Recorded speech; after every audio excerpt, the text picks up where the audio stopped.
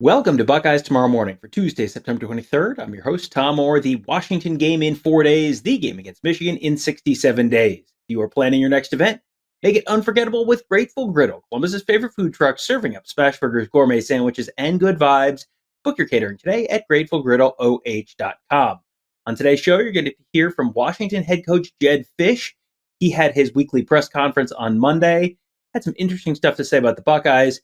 But maybe most importantly and most newsworthy, a couple injury updates for the Huskies. Not necessarily great news on the defensive side of the ball. We will get there in a minute.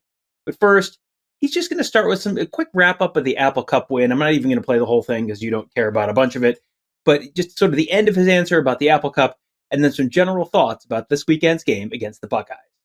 Went through some of the things that we needed to correct, some of the things we needed to adjust. And then really got after game planning for Ohio State. They're coming off of a bye, so they've had a little bit more additional time.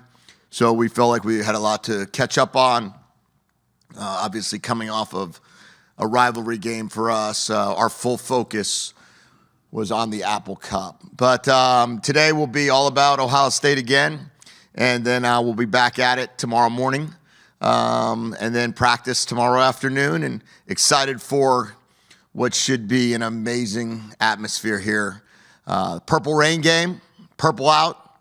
We'll see how much purple we could fill in, whatever the capacity is. Hopefully we go over it. I probably just got in trouble, but we want to pack that place. We want to have as many thousands and thousands of people as we can.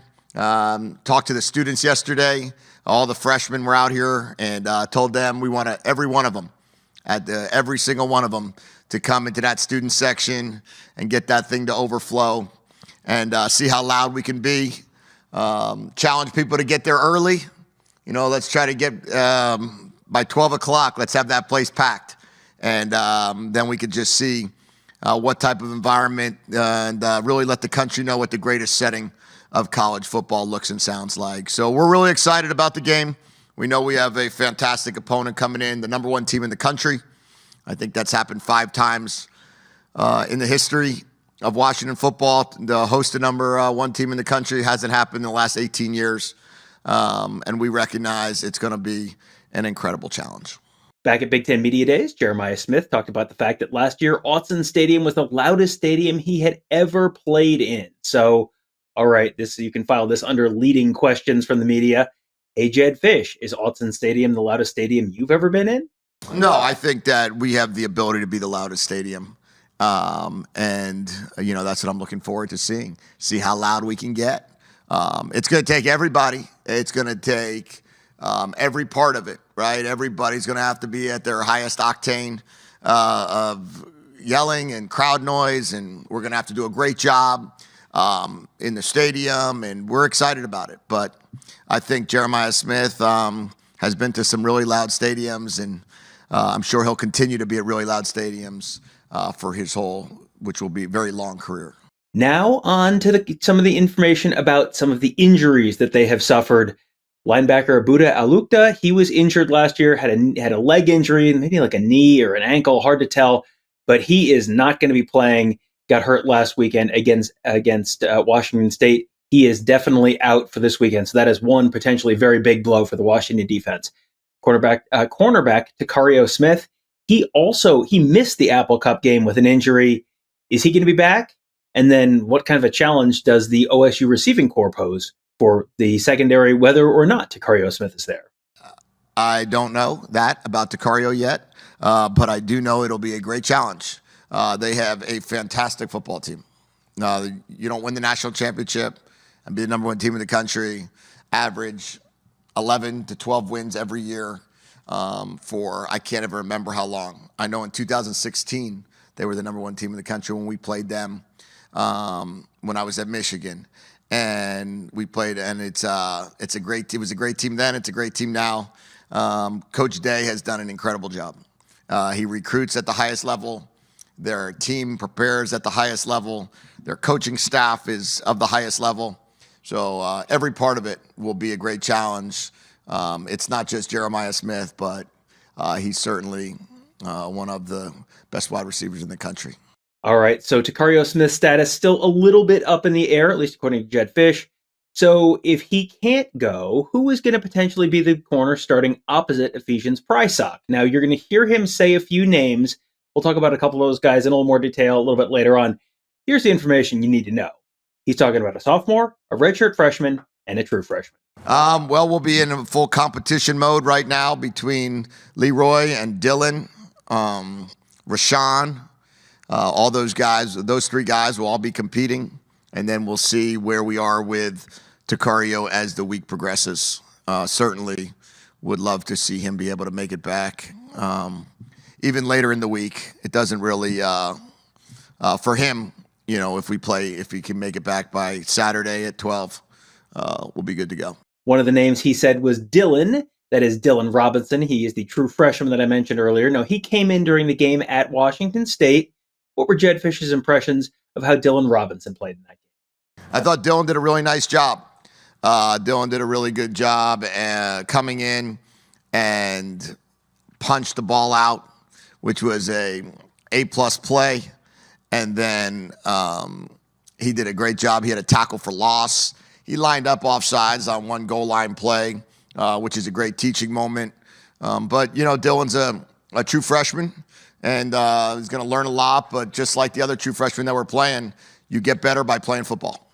Another name you heard him say earlier was Leroy. That would be Leroy Bryant. He is the sophomore that I mentioned earlier, and he did not have a good time in the Apple Cup. Gave up several long passes, including a touchdown. Really just kind of a rough game overall. What was his message to Leroy Bryant after that game? Get better. Get your confidence. Feel good about the way you play the game. Feel good about all your preparation. Think about how well you played all spring. Think about how well you played in training camp when Takario and Efi were coming off of injury, and you were the guy. You had amazing practices, and we'll get you back to that and just continue to build off of your confidence of being a really good football player.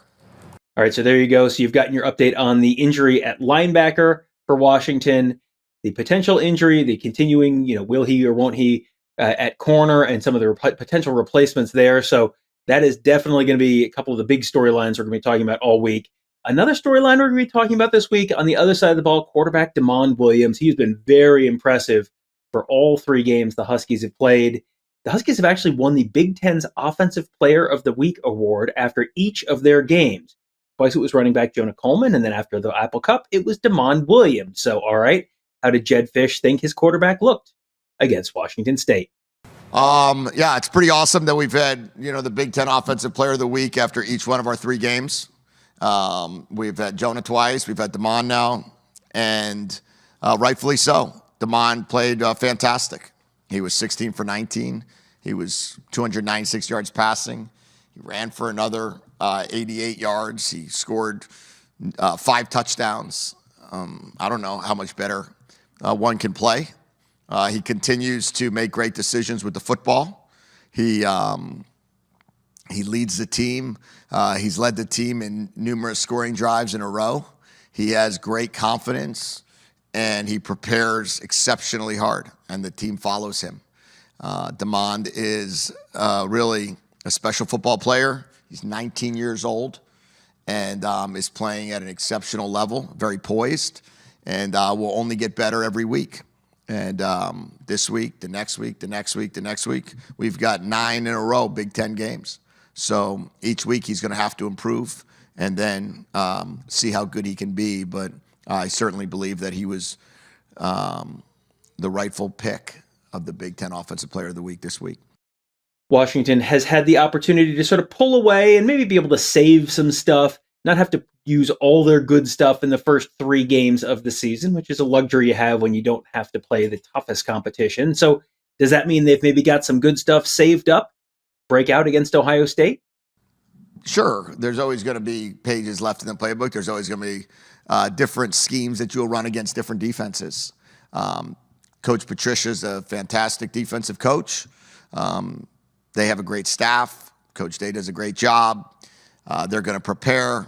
They're going to be very well coached. They're going to have a really good game plan. So we're going to have to match that the best we can.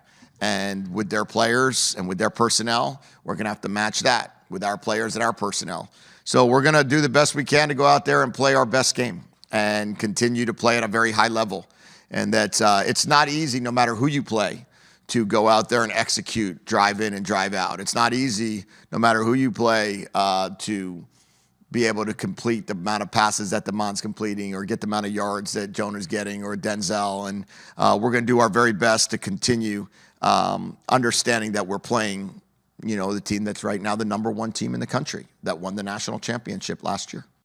Jedd Fisch has been in coaching for many, many years at the NFL and college level. So has he crossed paths with Ohio State defensive coordinator Matt Patricia before?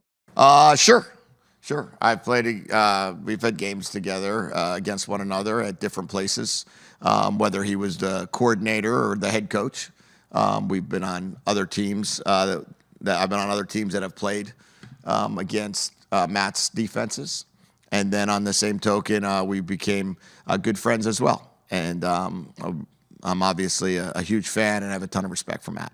The fun thing about coaching is these guys all travel in these big orbits. So a lot of times you'll end up coaching with someone who coached with or against someone years before, and you'll be able to get all sorts of insights in that. So, of course, Matt Patricia, for years and years and years, coached under Bill Belichick with the New England Patriots. Well, guess who Washington's defensive coordinator was last year? Well, that would be Steve Belichick, Bill's son. So how much advantage does Jedd Fisch think he has having practiced against Steve Belichick defenses for a year at Washington last year in terms of understanding what those Belichick tree kind of guys might want to do on defense?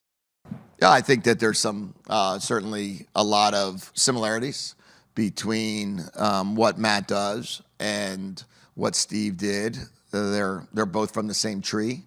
Matt, after being at New England and Detroit, spent some time in Philly, with with Sean Desai, who was the defensive coordinator, which is kind of part of the Coach Fangio tree. So he has some of that experience as well. Spent a year on the offensive side of the ball as a play caller and coaching the offensive line. So has a unique experience there. And then spent a year out this past year studying a lot of film and a lot of teams, and added some stuff to his arsenal there as well. So there's a lot of work to do, and I understand that Matt's going to come in with a fantastic game plan with great players. Matt Patricia has made quite a ripple in the college football world this fall. Buckeyes doing some different things, doing some creative things, doing some more complicated things maybe on defense and having some good results. So is this, in Jedd Fisch's mind, an NFL-style defense? And if so, what's different from what you typically see in college? It's the defense that we ran in a lot of ways a year ago in terms of the way they structure their fronts to mix with their coverages. They play, they do a great job of setting the edge. They do a great job of tackling. They do a great job of disguising their coverages, lining up in two high shell and dropping their safeties down late and lining up in a one high look and getting back to two high. They're very disciplined. They know their assignments. They well executed, and that's what I think that's what Ohio State's defense is now. A year ago, their defense was fantastic too, with a different coordinator. But Coach Knowles did an amazing job there as well. So that's Ohio State. They're going to always have a great defense. They're always going to have a great offense and great kicking game. That's why they win as much as they win. And finally, at one point he talked about the fact that, last week's game was all about bringing the Apple Cup trophy back to Seattle. Okay, mission accomplished. Green check emoji next to that one on the list. So what's on the line for Washington if it's not the Apple Cup trophy this year? What is on the line for Washington this weekend? Win our first Big Ten game and go out there and play really well. I mean, the country's watching. It's the prime game. It's the number one. It's a game of the week, right? The other games that are played conflict with one another. So the games that are on at the 7:30 Eastern time window, there's two of them that will be in competition with one another. Our game is the game that everyone will tune in on across the country at 3:30 in the afternoon Eastern time, 12:30 Pacific on CBS. So what else do you need to know? What else do you need to do? I think our players are ready. They're excited. They're fired up. I think it's just more us coaches that just want to get back and watch tape at this point. Well, we are counting down the days until we head out to Seattle for this weekend's game between the Buckeyes and the Huskies. Should be a fantastic atmosphere. One of the great settings in college football. It should be a very, very loud crowd. Should be a pretty exciting game as well. Huskies look like they've got an offense that might be able to put up some points this weekend. Buckeyes should be able to put up some points as well. Should be a fun game. We will be out there covering all the lead up to it. I had some probably some fun stories from around Seattle for you as well, and then plenty from the stadium. But a very picturesque campus setting for the game. We'll have all sorts of behind-the-scenes stuff for you coming up this week, and you can find it all at BuckeyeHuddle.com. That's where we've got our whole team of insiders covering the team, covering recruiting, covering X's and O's. That is all at BuckeyeHuddle.com, and of course at YouTube.com/BuckeyeHuddle. We'll have lots of unique and new content for you there this week as well, so make sure you're subscribed there as well. That'll do it for today. Thank you guys all for joining us. Have a great day. We will talk to you tomorrow.